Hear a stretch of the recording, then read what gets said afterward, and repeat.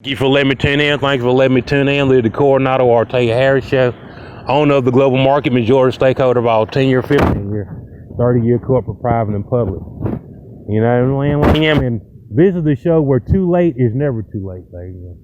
It's never too late to leave Crimson Tide, to go back home to Mississippi and say that you're really an old Miss Roper. Never too late. It's never too late to join Mike Hennon and go on a revote and revolt against the Crimson Tide and say, I'm a Mississippi State Bulldog from Starksville. You can do it, nigga. You can do it today. Now I tell you, until death do us part, fuck that shit. Like, I tell you. And my motherfucking name is Al Capone, motherfucker. My name is Al Pacino. Fuck till death do us part, nigga. I changed the name. The name is Fuck You. That's what it is. The name of our line is Fuck You, and I'm a fuck you number 2. You know what I mean? The day's the day you get fucked. You know what I mean? And fuck you and fuck what you think. You know what I mean? And I'm gonna tell you what I think. I think you's a garbage ass football player. That's what I think. And you got all these dick suckers around here talking about you's a great cornerback. Fuck you and fuck cornerback. I'll fuck you and your cornerback and your number 2. And the name of our line is Fuck You number 2. I would like to be any number but your number. David Palmer, you know what I mean? You see what I'm saying? Derrick Henry, you know what I mean? Any day but today, you know what I mean? It's out there like him. So you can call them police. Call them, nigga, shit. Call them. What they gonna get you? They gonna make you sit on the bench, nigga, shit. You know, you call them on me, you might die today, motherfucker, shit. So you better call them on yourself, nigga, I tell you. You keep calling the police. You better ask Steve Reed about me. See? You better call Andrea Yates, motherfucker. I drown your kids, motherfucker. I put all your kids in the tub and kill every last one of them bitches this morning, nigga. I kill your little tribe that's on the way, niggas. I kill your little brothel, your little harem. Nigga, you ain't got no harem, bitch. You ain't got no harem key. Bitch, I'm the key, motherfucker. Shit. Now you keep fucking playing with me. You little garbage ass niggas, yeah. You know what I mean? I kill all your kids. You better ask Andrew about me, nigga. Ask Kobe. Ask Kobe when I drop your ass out of plane, nigga. Fuck you. I'll throw your ass out of plane, nigga. Fuck you. And that's just how I go. Cause I used to go with a girl. I used to go with a police girl. Her name was Gwen. She had a fat bunny rabbit. And you know what she did tell me? She said, stop coming to me in the morning and wait till I get off work. And she just said, please just come in the afternoon. I was like, that bunny rabbit just too fat and juicy. And she used to be right up there at Ripley Street at the gas station. Right by, they had the Alabama municipalities and the League of Extraordinary Gentlemen. You know, they had all the Knight Templar and all that shit on the wall. I used to be up there rubbing the shit out of that bunny rabbit. I ain't gonna lie about it. And you know what she told me? She said she didn't know why she loved me more than her boyfriend. That's what she said. And I said, I know why, because I know how to get to that place. I know how to get to that euphoria place with those dopamines and release all that cool. You know what I mean? Because them panties used to be drenched when I trying to tell you. Ooh, them panties used to be wet as hell when I used to live. And she said, you know, at first they be moist, but you know, when they show enough had that splash, that's how you know I was able to get her where she was going without taking her panties all the way off. You know what I mean? She said that's what she needed. You know?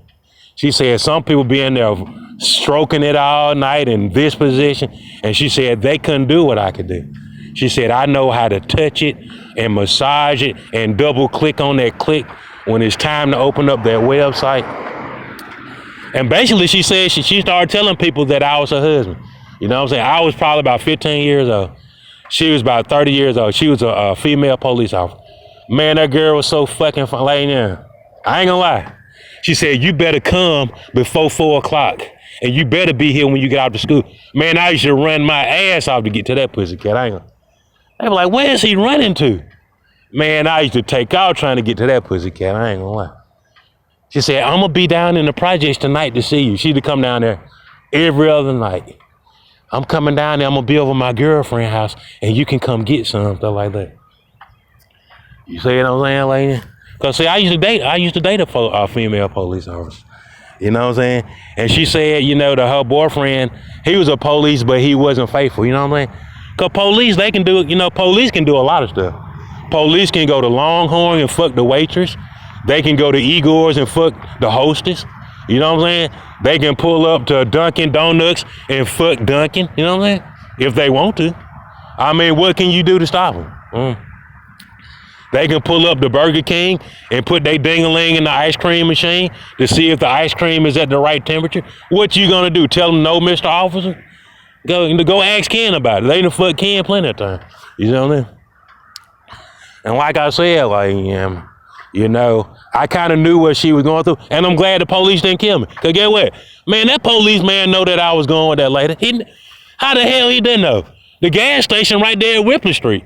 It was right there by the hotel called the 7th Floor, like, right there. Right there by the Gordon Person building, right there on the corner of Madison and Ripley. How he didn't know I was dating? Hell yeah, he knowed it. But you know what he said? If this bitch finna cheat on me with a 15-year-old, I'm sure enough gonna do what the fuck I wanna do. So that's all that was going on. Cause you know what he probably was saying in his mind? That he can't do what I do. So I'm not gonna assault or attack, and I'm not gonna bother him because he's a young man. He's still in school. And let him get his groove on if he can. He probably felt like I wasn't no threat, you know what I mean? He probably was like 40-some years old. I was 15 and she was 30. You know what I'm saying? So in his mind, he probably like, she can't be getting off that good, you know what I'm saying? Oh, but she was though, you know what I'm saying? You'd be surprised, like, just like O.J. Simpson wife. You know, O.J. Simpson got all them muscles and shit. But guess what? Ron Goldman was getting that pussy. He was getting it off. You know what I'm saying? He know how to do something that O.J. didn't know how to do. First of all, he was a white boy. You know what I'm saying? See, O.J. was a nigger. You know what I'm saying? So you got to think about it. Nicole is an older white woman. And guess what? She got a nigger paying all her bills. Then she get to be a cougar and sleep with a young white boy. Man, you know he was getting that pussy off. You know she was having back-to-back orgasms. It was a fantasy.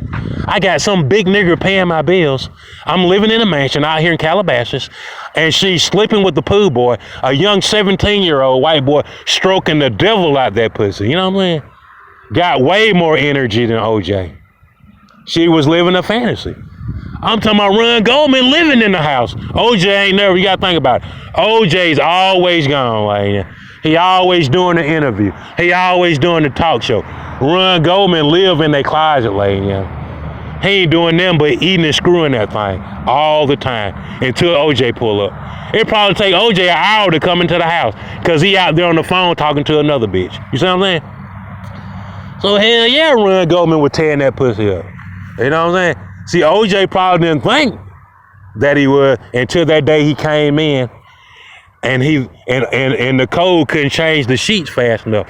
And it was a swimming pool puddle in the bed. He probably like, what is this? She probably said, it's probably a cup of juice, OJ. She spilled a cup of juice. And OJ smelled it. Oh, baby. And it smelled like Sierra Mist. Oh, baby. Hold up, this ain't no H2O, you know what I'm saying? See, OJ know the difference. He probably said, this smell like some of that stuff that be in that kennel with that cat. But it was a big puddle of it, you know what I'm saying? And Ron Goldman just stroked it out of her. I'm talking about a whole big old cereal bowl full of it. It was a puddle of it in the middle of the bed. And it smelled like Frisco, baby. I want the pop. I want that Shasta. Oh, baby. That thing smell like Faygo peach drink. That thing smell like, oh, baby. I want the pop. I want that Shasta. You see what I'm saying? You know how you shake that thing on it and top to top? I'm talking about that stuff couldn't wait to come out that can. It couldn't wait. Because you already know Ron Goldman, he was stabbing that cat. How long before OJ get here? How long before OJ get here? You know how young boy got plenty of energy. So that's why I was glad that police officer, he underestimated me. You know what I'm saying? He probably said, I know he can't do what I'm doing. Shitting me. I'm talking about Ron Goldman and that cat. How long before OJ gets here? You know what I'm saying? I'm talking about he taking the lining out them panties. See, Ron Goldman, he was able to draw. See, it ain't hard to design crouchless panties. All you gotta do is put some panties with no seat on them. That's what you call crouchless panties. And Ron Goldman was stabbing that thing with those crouchless panties on. See, she can have a skirt on and everything, but if she got that crouchless panties on, he can go right up in that thing.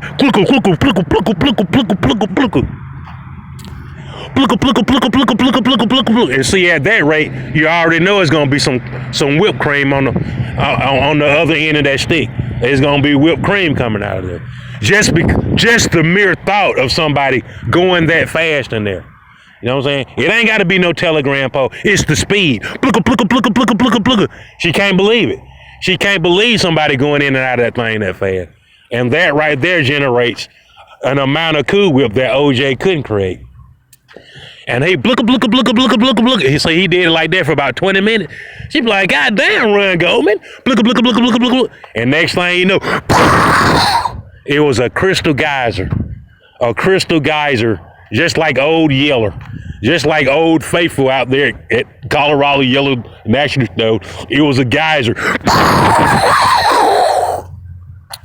Because Ron Goldman for about 20 minutes in a row.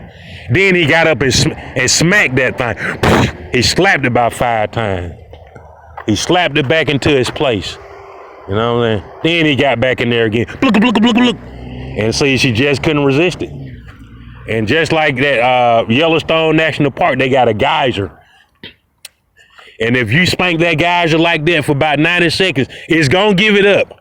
It's going to come through just like they call it Old Faithful. If you stroke that geyser 90 seconds in a row that fast, it's going to come up with something like that. Something going to come out of it. That's all I can tell you. That's all I'm trying to tell you. Like, you know what I'm saying? So I tell you, I really think that police officer let me get I think it. Because I could have been like Ron Goldman. He could have killed my ass. He could have. And you know what? I knew it was dangerous. I knew it was dangerous. I said, that girl too fine and that pussy too pretty for me to be up there wearing it out like that. I know she got somebody. And she said she had somebody. But she said he can't do it like me. You know what I'm saying?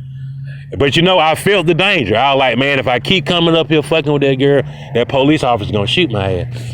You know what I'm saying? Thank God that Alabama told me to come on up there. Because you know, Alabama, they seen that. They said, if that nigga tearing that pretty pussy up like that and making it come through, he can come play ball for us. You know what I mean? So Alabama rescued me from that situation. Because I ain't gonna lie, I was dumb enough. I was wet behind the ears and my staff was always wet and I always